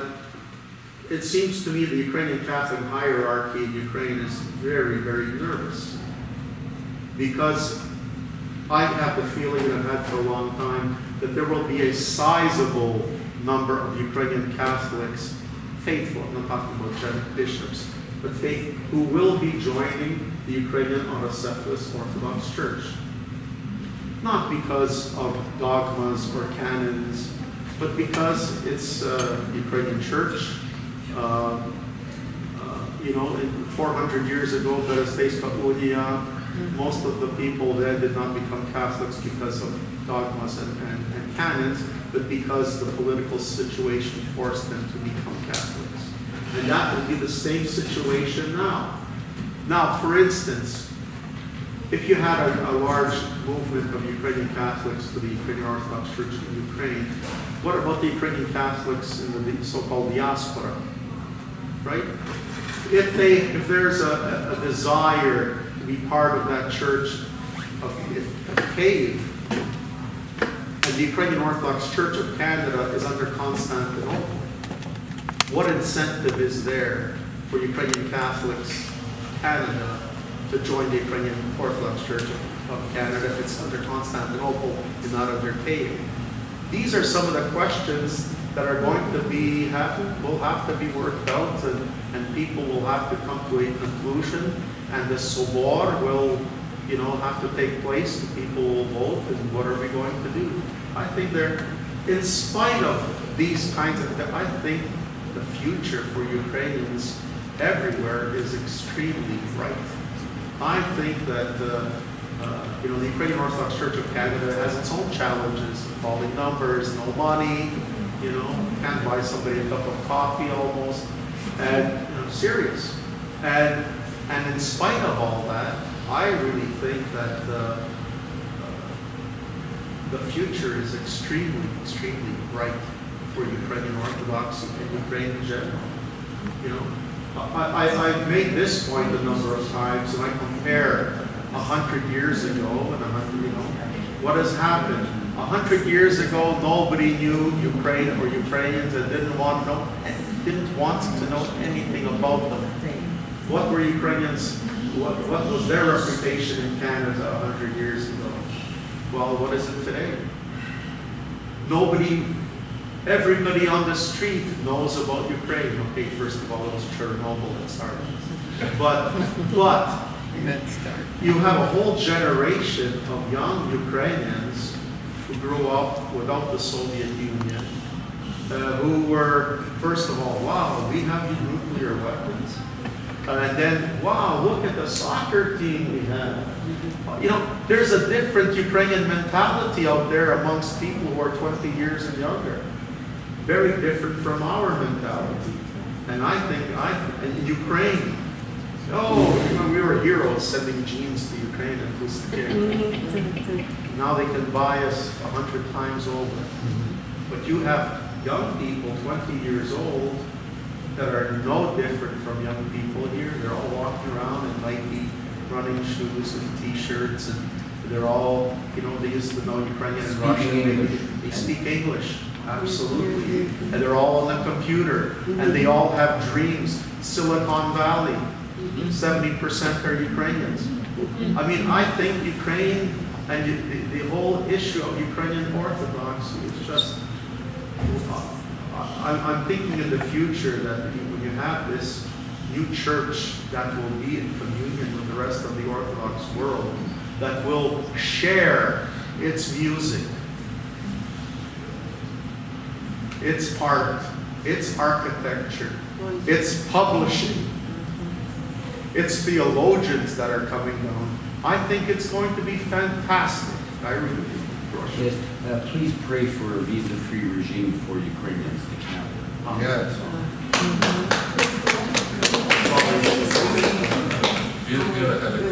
Proszę. Okay, yeah, this is, you're looking to the future, but I have a question about the past. Now, this whole idea of canonically recognized, that the Moscow church is, the Ukrainian church isn't. How does this go back to the fact that in 1943, that Moscow church was essentially founded by Stalin. Right. And how did it become recognized as the canonical church?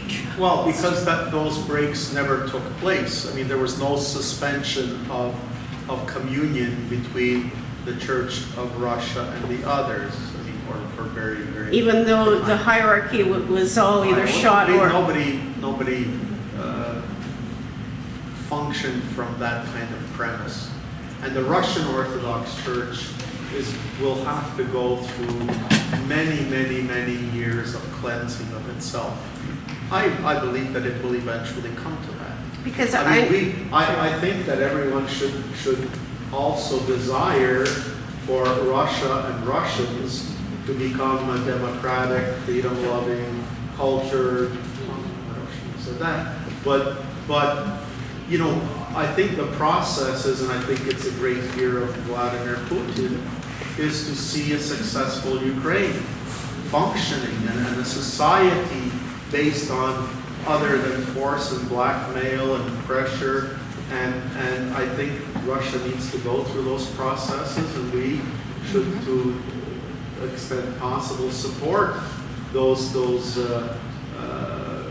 movements for democracy and honesty and whatever, and support those. I mean, there are people being assassinated there who are resisting a force that is tremendous. And you know, the church in Russia will, you know, this generation will die off, and the next one, and the next one, and eventually I hope that there will be a normal, functioning Orthodox church in Russia also. But was that in fact reinstatement legitimate in 43? I'm not going to say that, Yeah. because I think there, just as the whole question of 1686 and the whole history of Ukraine and its relationship with Constantinople and relationship with Moscow, those are questions that will have to be faced in the future. Mm-hmm. There will have to be all kinds of Because there are lots of studies. Ukrainians that still see that, you know, that's a canonical church. Yeah, but I mean, you might have a Ukrainian canonical church next week. Well, yes, we So hope what does that. that have to do with us? Well- That church in Ukraine of the Moscow Patriarchate will be known as the Russian Orthodox Church in Ukraine, and if you want to be part of that church, no one's going to stop you. Mhm. You know, the whole point is to have a free decision. I think the Moscow Patriarchate is going to lose tremendous amounts of faithful once there is another canonical alternative in Ukraine, which there has not been for 30 years.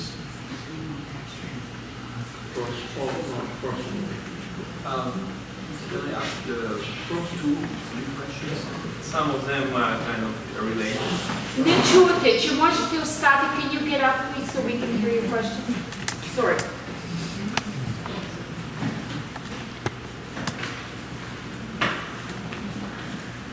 Can I ask 2 or 3 questions? Like some of them kind of related. What is your opinion, and is it enough pressure from government of Ukraine, kind of security forces of Ukraine on Ukrainian Orthodox Church, Moscow Patriarchate? Because some people within this church, they are not bishops, just basically like ordinary people, plays great role within this church, kind of anti-Ukrainians role, like going to Warsaw, going to Istanbul, and another question. They need bigger suitcases. What is your opinion about Metropolitan Onufry? How is this figure dependable on Moscow? Like, and my third question, like we have Metropolitan Alexander Derbenko.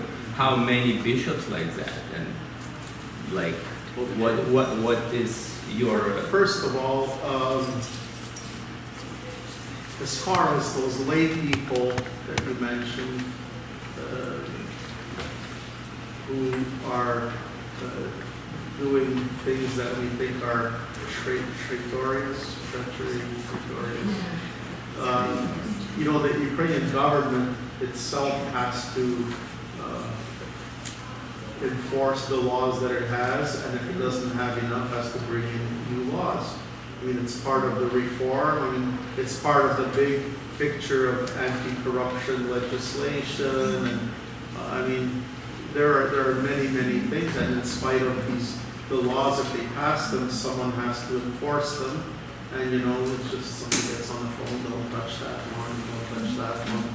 That, either they have to address that with the people that they have, or they have to wait for people to die. It's a very painful process to watch those things. As far as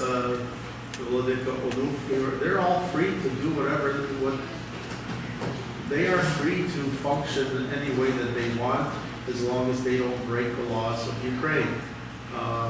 One thing the government, I'm sure, is going to find a mechanism to have their name changed from the Ukrainian Orthodox Church, Moscow Patriarchy, to the Russian Orthodox Church in Ukraine. So people will know where they're going. I think that it's going to take a long time, maybe generations, for that church. It's going to be very small, I think, soon, but I think it's going to take a long time for people, those that are left, to slowly intermarriage, all of those processes. They'll take time. I just wanted to say that ми маємо ще буквально, немає багато часу до вечері, але владика втомився після... I'm pretty good. Так само в нас буде вечеря о 5 годині. 5 годині вечора, ну, зараз буде так, що, чи перекуска. Так що, будь ласка, ще пару питань. Хай питають всіх хочуть. Окей, тоді питайте всіх. Presidential candidate happens to win the election? Well, that's a good question.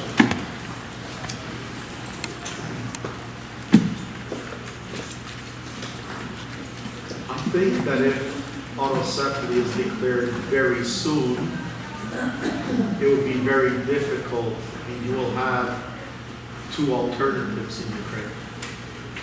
I think the only way to destroy this alternative that is coming is through force. And I don't know, I mean, it's theoretically possible that in the next presidential elections that President Poroshenko may lose, maybe not.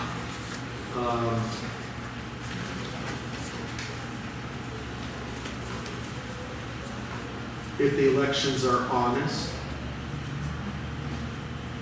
it's very possible that we'll have a president of the same or similar views of President Poroshenko. If you have, Medvedchuk and that whole group, then it shows something about the Ukrainian nation. It shows the Ukrainian nation is not yet mature to have this. I don't think it's going to happen. I really think that autocephaly will be declared before the next elections, probably by the end of this year. 1,000 years from now, people will be talking about Patriarch Bartholomew and President Poroshenko. I believe that. I'm not here supporting him. I'm just saying that for autocephaly to come during the time of any president, that president will be remembered. Is it true that he's a diakon? I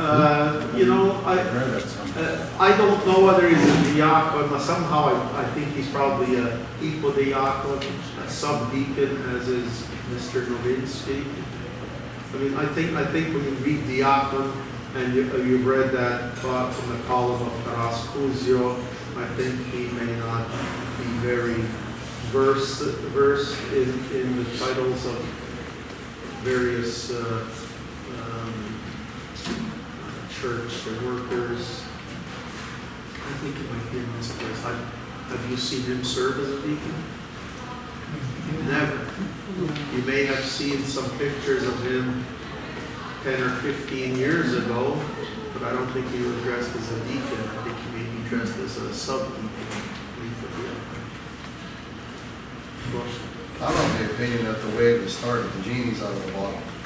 And so to speak, maybe that's a bad analogy, but the momentum is there. Oh, yeah, there's no, the only thing that concerns us back right now is the Turkish government. I was just going to mention that the Moscow Patriarchate has a lot to lose in many, many, many different aspects. I'm reflecting back on a book, I don't know if anybody here read it, called Understanding Orthodoxy by Timothy Ware, who is an Anglican who converted to Greek Orthodoxy and is now like... Just saw it 3 weeks ago. Wow! Bishop Callistos Ware. If you ever have a chance, read this book. It was written, I think he wrote it when he converted back in the 50s. But it explains in intimate detail, He said he would statistically. rewrite the section on Ukrainians. Really? Yeah, because there's a different kind of mindset. Well, anyways, he states a lot of facts, and the facts are these. Ukraine is like the farm team for the Russian church, in that they supply the theologians, they supply the priests, they supply the monks, they supply the nuns, they supply the composers, they supply the directors, and so on. And if it wasn't for Ukraine, they wouldn't have a church. And when I would look at all the last names of the priests in the Moscow Patriarchate, they're all Ukrainian. They're all Ukrainian last names. You know, so if this happens, which I think it will, they're going to stand to lose a lot. Because I was in Ukraine last summer, briefly, teaching English through music. There was a friend of mine, Taras Monyushinsky in Winnipeg, in Ternopil. And we had a lot of young professionals who just finished university, they want to learn English, and they were there every night, mostly women, unfortunately, or fortunately, whatever. It was mostly women and less men. They showed up and then they disappeared after a few classes. But the main thing is that the spirituality that was there just blew me away. You know, like I went to Head Mademoiselle's church in Ternopil. He got married there. I don't know if it was his first marriage or second marriage there, but 400 years ago, you know. And then I went to Ukrainian Catholic Zarvanetse, which is phenomenal, you know. So when this happens, this Homos, I think there's going to be a spiritual wave swinging over here to North America, and you know, maybe make it a visa-free regime, which I really endorse. The Ukrainians are hardworking people. That's why they brought them here 120 years ago. Who are the hardest workers? Ukrainians. They opened up the West. They built the farms. So when we get them over here, they'll bring along everything that they have. Their spirituality is just phenomenal. You know? And it was just, I was really taken with that. So I wanted to share that with you. Дякую за увагу.